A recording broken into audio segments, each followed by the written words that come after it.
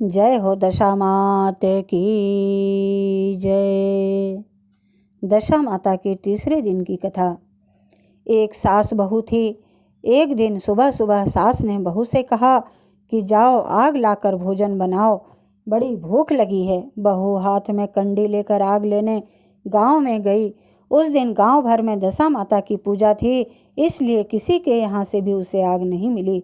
वह खाली हाथ लौट कर आई।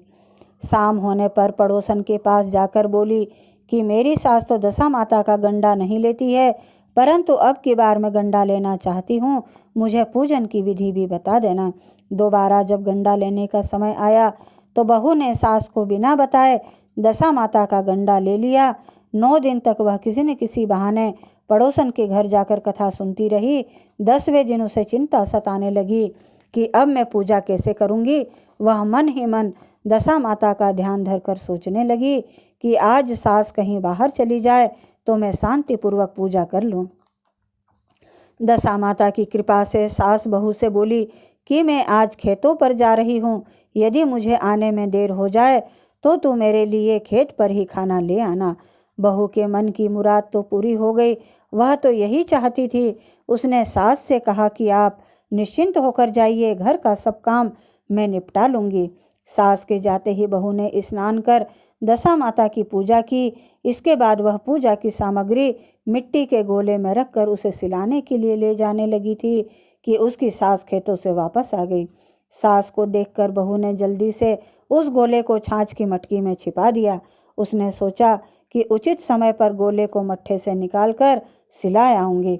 सास ने आते ही बहू से कहा कि तुझ मुझे खाना देने क्यों नहीं आई, अब तक क्या करती रही। बहू ने कहा कि आज मैंने सिर के बाल धोए थे, उनके सूखने में देर लग गई, इस कारण भोजन बनाने में देर हो गई। मैं थाली लगाती हूँ, आप अपने गुस्सा का त्याग कर भोजन कीजिए। सास का गुस्सा कुछ शांत हुआ। वह पैर धोकर चौके में बैठी ही थी कि उसका बेटा भी आ गया। वह भी अपनी ही माता के साथ भोजन करने बैठ गया। सास भोजन करके उठना ही चाहती थी कि उसका बेटा बोला, मुझे तो मट्ठा चाहिए। सास ने बहू से मट्ठा देने के लिए कहा। इस पर बहू बोली, मैं तो रसोई में हूँ, आप ही इन्हें मट्ठा दे दें।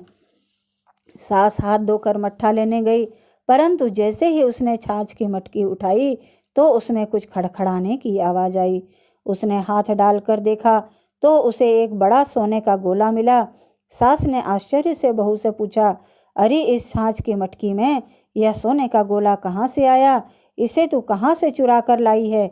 यहाँ क्यों छिपा कर रखा है? मैं समझ गई कि इसी वजह से तू छाछ देने नहीं उठी। इसका भेद बता, नहीं तो मैं अभी तेरी चमड़ी उधेड़ देती हूँ। बहू बोली, मुझे कुछ नहीं पता, मेरी दशा माता जाने। मैंने तुम्हें बिना बताए दशा माता का गंडा लिया था और उनकी पूजा की थी। तुम्हारे आ जाने के कारण मैं गंडे को सिलाने न जा सकी। तुम्हारे डर से मैंने इसे छाछ की मटकी में छिपा दिया था। दशा माता ने इसे सोने का बना दिया, इसमें मैं क्या कर सकती हूँ। सास ने बहू को गले से लगा लिया और कहा, अब मैं भी तेरे साथ गंडा लिया करूँगी और विधिवत व्रत और पूजन किया करूँगी। हे दशा माता, जैसे तुमने इनको दिया वैसे ही सब भक्तों को देने की कृपा करना। हे दशा माता, सभी की दशा को सुधारना। कहने सुनने वाले, हुंकारा भरने वाले सभी पर अपनी कृपा दृष्टि बनाए रखना।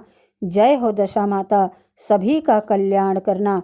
बोल दशा मात की जय।